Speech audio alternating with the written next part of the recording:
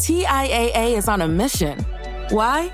Because 54% of Black Americans don't have enough savings to retire. So in collaboration with big-name artists like Wyclef Jean, TIAA released Paper Right, new music inspiring a new financial future. With 100% of streaming sales going to a nonprofit that teaches students how to invest. Stream Paper Right now and help close the gap.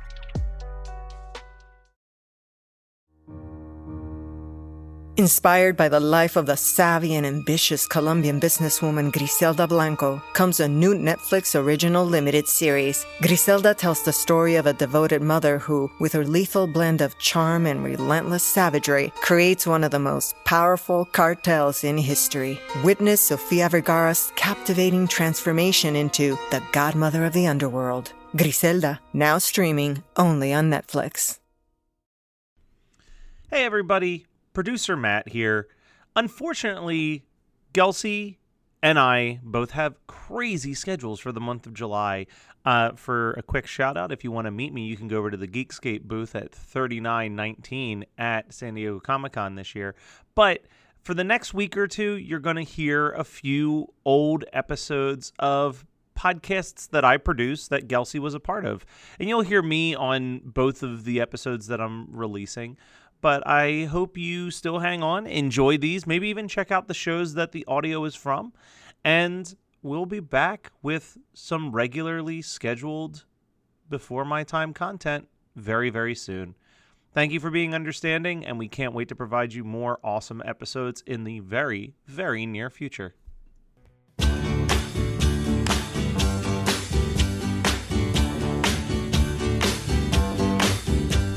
Sugar, oh, honey, honey. This week, we discuss our first fictional band, the Archies. YouTuber Gelsey Laurie joins us to talk Sugar Sugar. We break down how the group was born out of spite, discuss some of our other favorite fictional bands, and get into a deep dive about the history of Archie comics. We also try to determine how the heck this bubblegum pop song became the best-selling single of 1969. I just can't believe the loveliness of loving you. I just can't believe it's true. I just can't believe the wonder of this feeling too. I just can't believe it's true. One hit is all you need to make the money guaranteed, and you can live off royalties forever. And it makes me wonder, is it just a wonder, or is it one hit thunder? All right, cool. Gelsey, well, you are our first guest to bring a cartoon band to the table. I could not resist it. Yeah, and not just any cartoon band. We're talking about the cartoon band that had somehow the number one selling single of 1969, which this blows my mind because 1969 is Vietnam and Woodstock and all this stuff. How is this bubblegum cartoon band song the number one song? I think you answered it, honestly. I mean, it was Vietnam. It was all this crazy stuff happening, and maybe people just wanted a happy-go-lucky escape from, like, the realities of the Vietnam War and stuff. I agree. I think people needed some freaking Betty and Veronica in their life. Everything was so heavy, and all the rock music was, like, political, and finally this little cartoon Diddy Bop band comes out, and it's like, I'm for it. That reasoning, I guess, makes sense to me. Matt, you said this was the number one selling song of that year. On Billboard, it's actually number 2 behind This Is the Dawning of the Age of Aquarius from the Fifth Dimension, which I don't know. If I were the Fifth Dimension, I'd be kind of bummed if I was behind Sugar Sugar, but I don't know. This song, apparently, it's lasted. Everyone knows this song. I would be very, very surprised if someone listening to this right now doesn't know this song, unless maybe you're from some country where this song isn't popular. But I would find it hard to believe that any American from age 3 to age 95 wouldn't know this song. It did quite well in other countries too. I forget what the exact list, and I know like South Africa, Australia, I mean English speaking countries, but it hit some toppers there too. So one of the weirder things that I learned while researching this one, it was a number one hit in the United States, the UK, and Canada. And the Archies being a one-hit wonder in the States is like a little bit questionable, and we could get into that. But they were a definitive one-hit wonder in Canada. This was the only song that charted in Canada. So, all right. Well, did either of you actually read Archie comics as a kid or know anything about the Archie universe? Yeah, I mean, I didn't read the comics, but always when you would check out at the grocery store, they would have Archie. I think they still have Archie comics at the checkout. I always saw them, and sometimes if the line was long as a kid, I would like flip through because I was bored. Yeah. I was aware. I maybe had a few of them. I was aware of Archie. Recently, I watched the first season of Riverdale, which gave me a whole other perspective of the Archie universe. It's like a guilty pleasure watch. You're like, I shouldn't like this, but I can't look away. it's so funny because, like, Riverdale, I'm in the middle of watching it for the first time, and Riverdale makes me so angry. Even though I never read the Archie comics, I still am like, why is this based on Archie? Yeah, it's like a loose adaptation. Like, I don't know. Yeah, I only watched season 1, and I think it was like 2 years ago when I was home from work with the flu and like had to like stay on the couch for 3 days, and I was like, well, let's try Riverdale. I can tell you where I'm at right now in season 3. There's 2 rival gangs battling out in the streets of Riverdale every episode, and I'm just like, just like the 50s Archie comics. Yeah, that's why I think I stopped at 1. Yeah, I stopped at 1 as well. For some reason, I kind of liked something about it. I realized how ridiculous it was. But Matt, you have a good point. Why didn't that show just exist as not the characters from Archie? Like, what about that world had anything to do with those cartoon characters from the 60s? I don't understand. It's a 5-minute SNL skit that somehow has lasted 5 full seasons. Like that, like if you had done like a sketch about just like, oh, look, it's like a gritty version of Riverdale, how ridiculous. It'd be like, oh, that's like a sketch from SNL that people vaguely remember, but like 5 seasons and counting is insane. It's because they got the tween group because they don't know who the Archies are, and then like you give tweens like a little bit of that sexual tension and dark and brooding, and they're in. Yeah. Jughead is a sex symbol for the first time in 60 years. Jughead was way too emo on that show for me. It took me a minute to realize who it was. I was like, oh, he's like a good actor, and then I was like, oh my gosh, that's freaking the little kid from Big Daddy. Exactly. Yeah, the kid from Big Daddy is all I knew him as. Apparently, maybe some younger people knew him as somebody from something else. I knew him as Zach and Cody. Yeah, it was I never watched it. I was too old, but it was a very successful tweeny show. It's around the same time as Hannah Montana, I think. They kind of were in that era. I think they even crossed over a few times, honestly. Gotcha. Probably. Gotcha. Matt, I'm surprised you didn't put this in the notes. I need to know, okay, this is a cartoon band a la, I don't know, Alvin and the Chipmunks, or what are some of the other cartoon bands? The Groovy Ghoulies, right? Who plays what in the band? I can't believe you didn't tell me. I listed everybody without okay, so Jughead is the drummer. These are the ones I definitely know. Jughead is the drummer. Reggie is the bassist. Archie is guitar and vocals. And I think one of them, Betty or Veronica, plays keyboards. Veronica plays keyboards. Yeah. And I think Betty's just backup vocals. She's like a tambourine with backup vocals. They just felt bad for her. Like one of them was like, she's hot. Let's just give her a tambourine. Let her in the band. I want to talk real quick, if we can, just about like, we can dive all into the whole Archie everything. But I think the way that the actual Archies came to be, which I learned about through a podcast Chris and I both love, Bizarre Albums. Right. Fascinating story. Gelsey, do you know that the Archies were formed out of spite? Spite of the monkeys. I love it. I love that the wiki page describes it as Don Kirshner needed a band that he could control. Yeah. It's so basically that. He was like, oh, artists are the worst. Let me get some studio artists who need the work that just basically will do anything because that's their paycheck, is like, just give me the material and I do it. I wanted to highlight a few aspects about this song. So the vocals for Archie are done by a guy named Ron Dante, who the only other big thing that he did is he produced a ton of Barry Manilow albums. Okay. And then the backup vocals are done by Tony Wine. Tony Wine wrote a bunch of Motown hits that included A Groovy Kind of Love, Knock 3 Times, Black Pearl, and then she continued to co-write songs for the Ronettes and the Shirelles. She went to Juilliard to play piano, but for the last 30 years, she has been the voice of the Meow Mix cat. Nice. That was probably my favorite thing I read about this. Juilliard. So Ron Dante and Tony Wine, did they just performed the music? They didn't write this? Who wrote this? Oh, Jeff Barry and Andy Kim. Okay. Andy Kim. And Jeff Barry wrote Do Wah Diddy Diddy, Do Run Run, and Be My Baby. And Andy Kim was a pop singer in the 60s who was famous for covering those songs, as well as a couple other Phil Spector songs. So they collaborated to write Sugar Sugar for the Monkees. It was written for the Monkees. Right. So, this is the Archies are a one-hit wonder, but the team behind this song are responsible for tons of hit songs. They knew what they were doing, is what we're getting at here. I had like 5 other songs that Jeff Barry produced. He's incredible. Yeah. I was like, what? This guy is like genius. I think that's the thing that we've talked about before when the few times that we've dabbled into like 50s and 60s music is like, I think you get a lot of one-hit wonders from that time period because so few artists were writing their own songs. So you just had these hit makers who would write a single for this band, a single for that band. So like you've got these writers that got 100 songs under their belt for 100 one-hit wonder artists. Right. And if you have these people that are writing all the songs,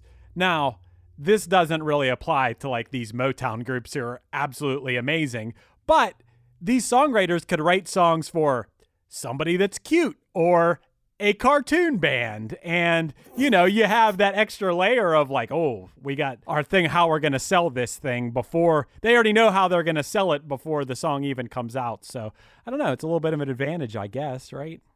Yeah, no, I mean it definitely helped. And you have to think that like actually advertising on a cartoon, like even though Alvin and the Chipmunks is very much like a group of the 60s. Are they? Were they 60s? Yeah, like that's when they first came out, but like I grew up on their cartoon series, so I started buying the 80s albums that they could do. So it's like when you have a cartoon band, they never have to grow old. You know what I mean? That's a good point. The California Raisins could come back this year and they would be the exact same age as when I watched them in 1987. You know what I mean? I love that you brought up the California Raisins because also, Matt, of course, I listened to that Bizarre Albums episode about the California Raisins and got really depressed at one point when I realized I've had a music career for 25 plus years and haven't achieved the level of success of the California Raisins yet. And I was like, damn it. If only we could be as big as the California Raisins. And the California Raisins just covered songs. Yeah, they had one original. They had an original. Like, yeah, but like for the most part, they just redid and still like... One of my favorite things that I own, it's called the California Raisins Complete Collection. I literally bought it for one 30-minute TV special that they did called Meet the Raisins, where it was like a full-blown parody of the Beatles, like introducing how the California Raisins were formed and how they kicked out their original drummer because he was a melon and he didn't fit the vibe of the other raisins. So they brought in if you know the history of the Beatles, it is one of the most entertaining parodies of it. But I just recently found out that like the writer of it was Craig Bartlett, who went on to create Hey Arnold. Oh, wow. His start was writing Meet the Raisins and working on the Penny cartoons for Pee-wee's Playhouse. Whoa. Oh, Penny cartoons are my favorite. Penny cartoons were, that was my favorite part of Pee-wee. And I look back and I'm like, why was that my favorite part of Pee-wee? I don't know, something about it. Maybe it was like the little kid actually doing the voice to it and then the claymation or something. I guess I loved claymation in the 80s. That Sledgehammer video. I think we all did. Yeah. I mean, we're talking about... That's why it was so popular. That's probably why we're talking about the California Raisins. We loved it. Yeah, man, this... how do we feel about this song? Apparently, Gelsey, you like this song, right? Is that why... I love this song. This is probably one of my all-time favorite songs. Like, wow. I dance just like Betty and Veronica in the little cartoon music video, and they're kind of like, right. I stole that move. It's just, you can't not bop along to it. It's the perfect feel-good song. I've been thinking all morning about whether I like this song or not, and I listened to the Archies. Well, yeah, so the album that this is on, I listened to the first song, which was basically like, I forget how it went, but it was basically like, here comes Archie. Oh, there's Betty and Veronica. But where's Jughead? That was basically like, I was like, what is this? This is so stupid. And I'm sitting there. It's a nice morning, sipping some coffee, listening to it through the speaker on my phone, listening to this album. Like, I don't know if I like this. I'm still trying to figure out Sugar Sugar. I guess I like it. Yeah, I guess I do. They had another song. We're qualifying this as a one-hit wonder, the Archies, but they did have some other kind of hit songs, one of which I recognized. Was it Jingle Jangle? No. Or Bang Shang-a-Lang? Oh, man. It was one they have a music video for. Technically, yeah. They had 4 songs that were top 40 hits. Bang Shang-a-Lang, which hit 22. Jingle Jangle that hit 10. And Who's Your Baby that hit 40. But obviously, like we said earlier, Sugar Sugar hit number 1. Hey, Get On the Line. Get On the Line was the song I know. Do you know that one? I don't think so. Wait. Yes, you do.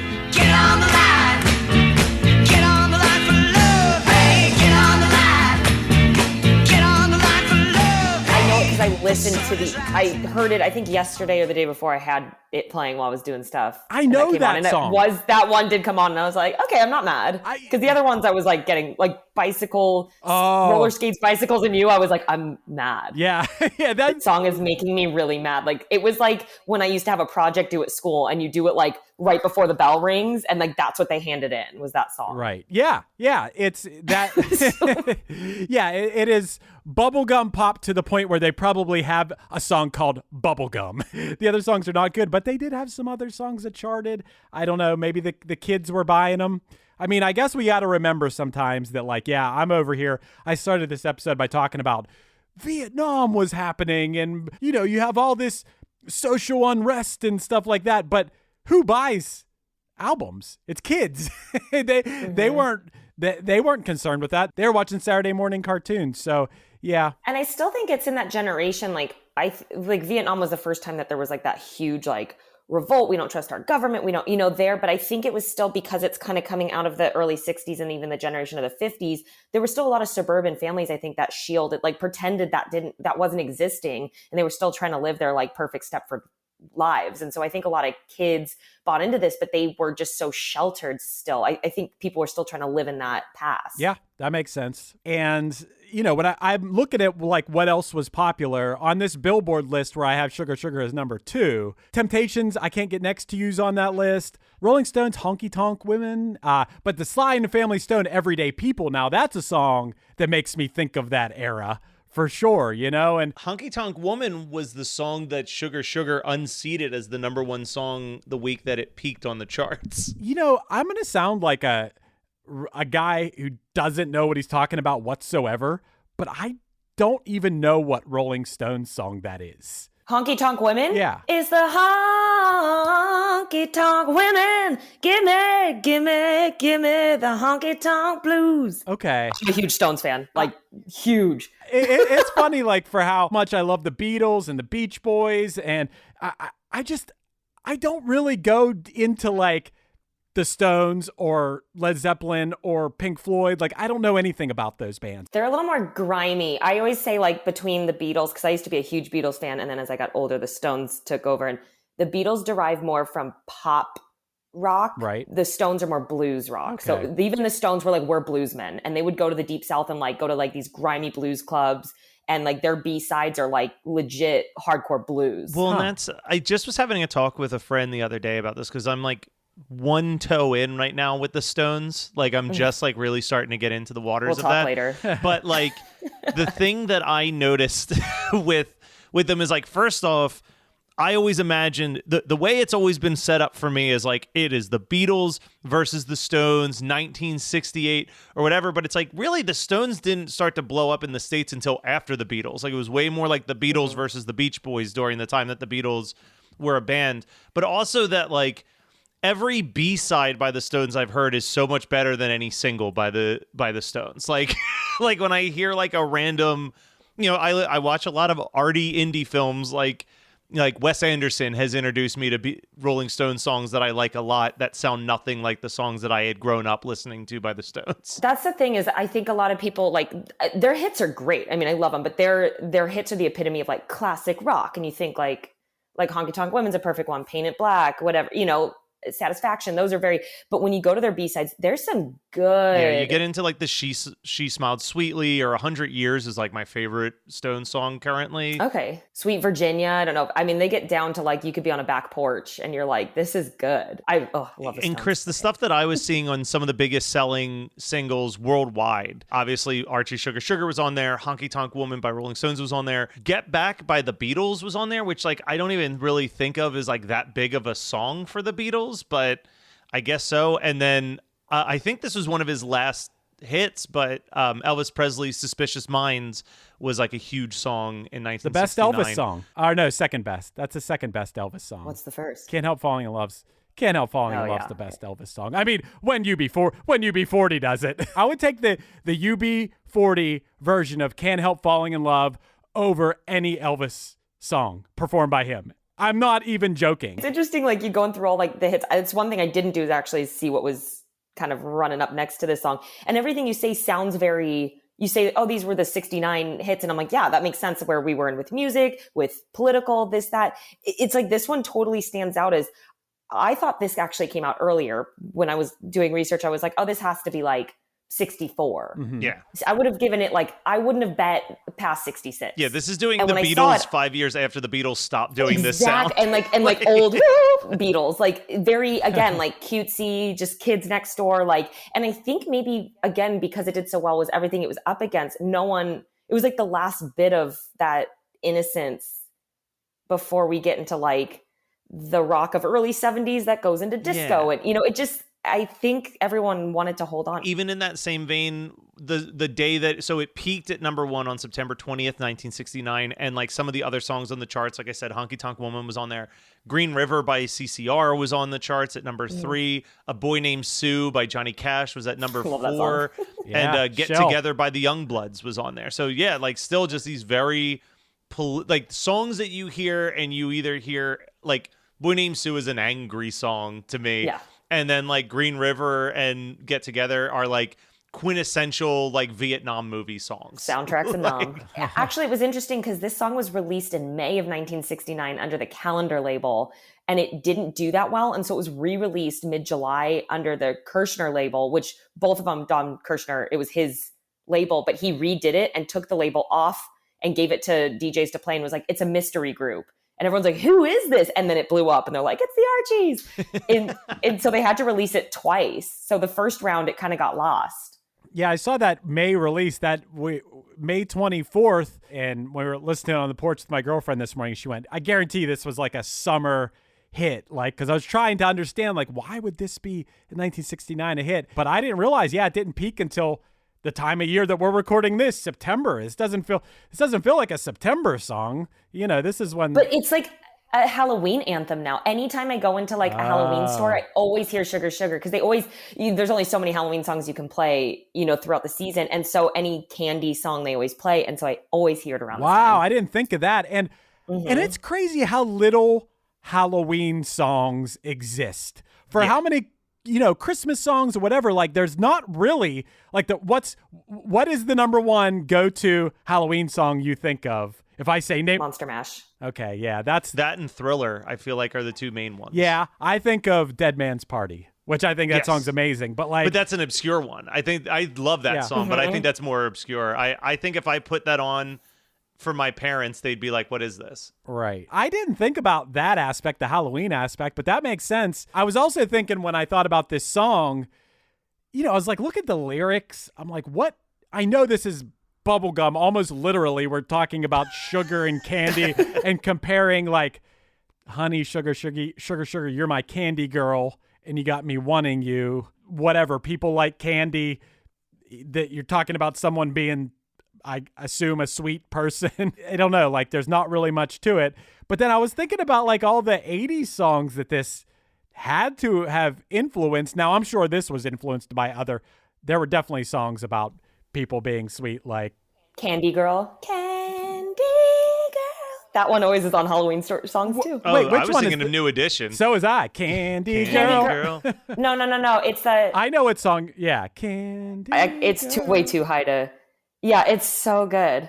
It's another one of my favorites. They're just happy, good feeling songs. Yeah, pour some sugar on me. I feel what's interesting for me when it comes to Sugar Sugar is that like lyrically it's kind of trash. Like the lyrics bring like nothing to the table, but the melody in which they're sung is like I think that the verses, I like the melody to the verses, even though the lyrics say almost nothing. But the best part is, I'm gonna make you laugh so sweet. It's like the best part. I'm always like, yes. It was Frankie Valli and the Four Seasons did Candy Girl. That's why I couldn't sing it. I was like, it's too early for Frankie. I mean, this song's been covered by a shit ton of people. Side note. Right. I saw successfully. Wilson Pickett did it in 1970, and he got on the top, he was number 25 with it, and then he got on the number 4 of the R&B chart. And it was just a year later. He's like, cool. It's been a year. Is that enough time? Yeah, right? That's crazy. Like, that seems kind of like cheating. All of them. And then Jimmy McGiff did an instrumental cover in 71. I was like, wait, we just did this. So I didn't know about this one, but until literally talking to Gelsey about the pick, but Bob Marley and the Wailers covered it at one point. 1998, they covered it. Whoa. And it's good. It's so fun. It's like that has a similar Tina Turner, Ike and Tina Turner did a cover in 77, and it's good. They give it this like, it's like they put the emphasis of what the lyrics are. Like it just is a completely different meaning of a song with the soul. And then Tom Jones did a cover in 1970 as well. And it just sounds like Tom Jones singing it. Kurt Russell covered it. Oh, the punk band The Germs. Alex Chilton of Big Star. Mary Lou Lord in 95, and the music video is like Drew Barrymore with a pixie cut, like laughing. So I can tell you a whole lot about that. Okay, so strap in, because that's how I first heard this song. So Mary Lou Lord and Semisonic was the backing band on that cover, did it for this album. It is one of my favorite albums of all time, called Saturday Morning Cartoons Greatest Hits, and it came out in 1995, and it was all of these grunge and alternative artists covering 70s cartoon theme songs. So you had like Sponge did like Speed Racer, and like Face to Face did Popeye the Sailor Man, and the Ramones do Space Spider-Man. It's insane. But to promote that video, they shot a music video for all 19 songs and put out a VHS tape starring Drew Barrymore, where it's her and her friends having a sleepover watching Saturday morning cartoons. And each time that they put on a cartoon, it's a music video. So that's where all the music videos go. That's why she's in all the music videos. But Mary Lou Lord, I was like, I don't know who this is. And when you look at the album, like the artists on it, it's all heavy hitters and then this random Mary Lou Lord person. So I researched her a little bit. She was a folk singer in the early 90s, and she was really close with Kurt Cobain and Elliott Smith. And then in 2019, she did a podcast called How the Hell Did This Happen?, which detailed her romantic and friendships with those two men. Do you remember those things? I think they called it DTV. It was like Disney, and it would be like some popular song at the time. I remember like I Just Called to Say I Love You by Stevie Wonder, and it would be like things from Disney cartoons of like Donald Duck and whatever, Daisy Duck, like falling in love and stuff. Do you remember those? Those like I remember those, and I have, at some point, I have to digitize them all first before I do this, but on the Geekscape Twitch channel, at some point I want to start doing a series where I go through these old VHS tapes that I have and just stream myself watching it with a different friend. But I have a taped off of the Disney Channel special of Mickey Mouse's Valentine's Day from 1989, and like the music in that was like Tell It to My Heart and like Together Forever by Rick Astley, like all of like the love songs from the late 80s, but with like Disney cartoons just like plastered all over. Right. Yeah, that's basically what I'm getting at, dude. And if my VHSs weren't in like a hot attic and all melted, when Disney Channel would be free for a week when I was a kid, I just taped everything. And I remember I taped this thing, Home Alone. Not the Home Alone you're thinking of, but Home Alone was a special on the Disney Channel hosted by Malcolm Jamal Warner about what to do if you're home alone and like emergencies happen. And I must have watched it so many times. It was on the same tape I had Dirt Bike Kid on. When I was a kid in the 90s, I would set my VCR to record SNL every Saturday night, and then Sunday morning, I would hook up the two VCRs together and have a separate blank tape where I would watch the SNL, and if I was like, oh, that skit was really funny, I would then put that on this new VHS tape so I could just build a like 7-hour tape of all of my favorite SNL sketches over like a 2-decade, like a Wow. 2-year period. I want to watch that tape so bad. I definitely edited the commercials out. I would be taping Ren and Stimpy, pausing at the commercials, unpausing, Beavis and Butthead. Do you remember how you could have a VHS tape and you could tape for 2 hours at like high quality, or you could put it on 6 hours at like a lower quality. And we're kids, so lower quality, more Yeah. hours. But for the Ren and Stimpy, my Ren and Stimpy tapes, they were all high quality. I think the only one tape I had that my sister and I, like, there was a marathon day and we were like, get the blank tape, was a Powerpuff Girls marathon. Nice. One of my favorite episodes of the Powerpuff Girls, you're talking about the Beatles earlier, and speaking of songs, they do an entire episode where they speak only in Beatles lyrics and make references to their history and write in like the villains it's brilliant. Like the writing on it is genius. It's like this lost hidden. I'm like, why did this, like, they had great writers. But bringing this back to the Archies a little bit, the Yeah, Archies just a bit. were the Archies Hanna-Barbera? What is Archies? They were obviously a comic book, and I think they just wrote into the comic book Oh. that they had a band, and then you would go and buy the albums to hear what the Wow. music by the Archies were. Well, dude, what are these music videos? I mean, the Sugar, I assumed that these music videos of the Archies, that was from the cartoon. You're telling me there wasn't a cartoon? Okay, here it is. It was from Filmation on CBS. Started on Saturday mornings with the Archie show on September 1968, and then expanded to the Archie Comedy Hour, which added the half-hour show Sabrina the Teenage Witch. In the 70s, it became Archie's Funhouse and featured live-action segments. They continued to make Archie cartoon shows until 1978, including Archie's TV Funnies, the U.S. of Archie, and the new Archie and Sabrina Hour. Okay. Yeah, so I'm not crazy. Okay, here we go. So this is a breakdown of the first episode of the Archie's cartoon series. Story number 1, The Added Distraction. Cut to The Bubblegum Dance. Song, Bang Shang-a-Lang. The Jughead short, Fetch. Story number 2, The Disappearing Act. So it's basically like a variety show where it's like, let's throw in, every single one of them had a dance segment and a song. Okay. In Archie, now, I only really, maybe I read the comic once or twice as a little kid, and then I've seen Riverdale. But when I saw Riverdale, I kind of felt like Archie was a dork. But I felt like in the Archie comics, wasn't he like a hunk, like a jock, kind of? I think they're attempting to make him a hunk Really? in Riverdale. That's when I watch, I totally get what you're saying, but I think they're trying to make him like, he's like the jock and he's like sleeping with the teacher and, I don't know, a little bit. I was like, okay, but They just casted that all wrong. They casted the wrong guy if that's what they're going for. No, I agree. Let me see. Yeah. I'm seeing him rocking a Letterman's jacket in this original cartoon. Well, he of rocks him. one in the Riverdale too, but I just found, I don't know. I thought Betty and Veronica, they nailed it. I guess Jughead, although Jughead I thought was like a goofball, not a... he was not like this like dark and brooding. Yeah, like Jughead's supposed to be like, whoa, Jughead. I Like, just want to read this sentence as I'm looking on the Archie Andrews Wikipedia page. I just happened to see that one of the options was death, and I clicked into that, and it just said, on April 2014, 72 years after the character's first appearance, Archie Comics announced that the adult version of Archie would die in the July 2014 comic. Meanwhile, teenage Archie would continue to live in other Archie comic book series. They had an adult. First of all, are you telling me that the Archies in the comics aged? Yes. No, Archie dies when he is shot in the abdomen while saving his friend, Senator Kevin Keller. it got dark. Oh, it did. Why did they get all like I thought the Archies were, but it sounds like, wait, if teen Archie's going to keep living and adult Archie, so now there's like a multiverse in the Archies in Riverdale I universe. love this. The story is Wow. written as a way to terminate both storylines without committing to which girl Archie ends up marrying, and contains several flashbacks to young Archie days. The final issue is set 1 year after Archie's death, all of his friends remembering him, and the Riverdale High School officially renaming itself Archie Anders High School in his honor. This is terrible. This is terrible. You were saying you don't know if you like sugar.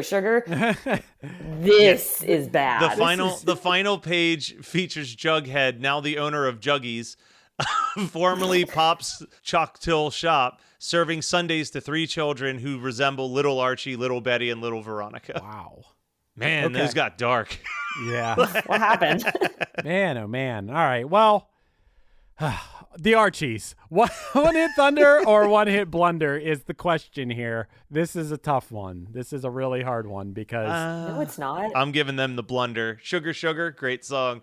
The everything else about the Archie universe, nah, I'm good. yeah, I mean, you got that bicycles and whatever song.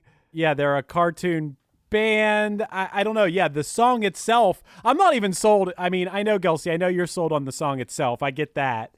But I might have Archie's merch, actually, and I almost wore it. I was like, but I have a sweatshirt and a t-shirt and a hat.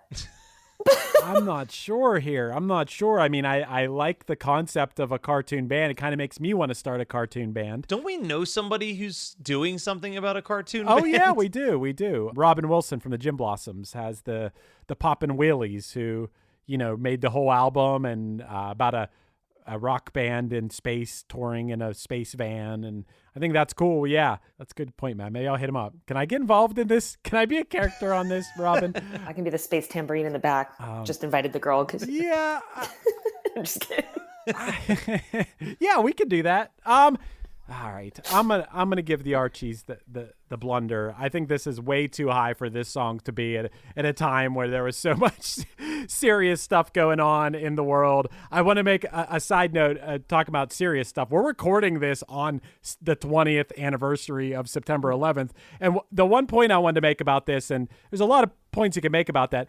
I will stand my ground that no good song was ever written about 9/11. No one should have touched that subject, first of all. Second of all, every song that someone wrote about it was the absolute most atrocious thing I've ever heard. That's where I stand on that. Anyway, yeah, I'm giving the Archies a blunder. Sorry, I do agree with this. Should not have gotten the #1 single of the year. I'm going to say not that this was ever up for debate because they had many hits, but you know, an eternal thunder to the Monkees, who maybe didn't have any big hits after they left doing stuff for Don Kirshner, but definitely put out some of their most critically acclaimed albums in that time period. So I think they made the right call. Pass it on Sugar Sugar? You think they made the right call? I think that was the right move. Yeah, Side note, I fucking love the Monkees. I was just looking at their greatest hits track list, and I'm like, yep, I am down with all 20 of these songs. I love the Monkees. I love the show. I love the songs. Yeah, the Monkees get a bad rap. All this Monkees hate out there. Why? Because they weren't a real band. Because they didn't know how to play their instruments. Because they didn't write the songs. Big deal. There's the Monkees. No one wrote their songs. Yeah. Yeah, I like the Monkees.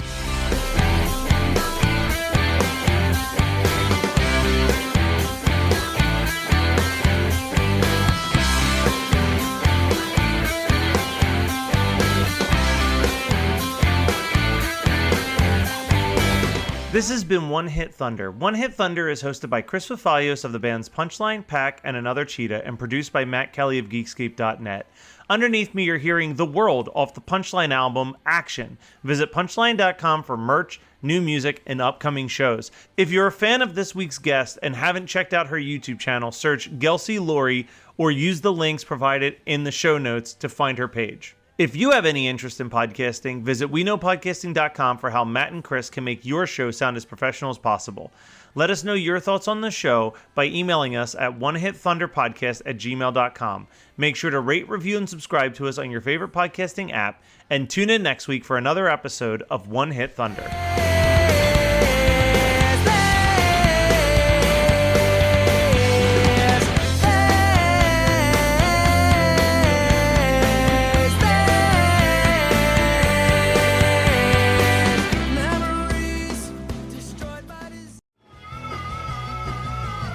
You're listening to the Geekscape Network.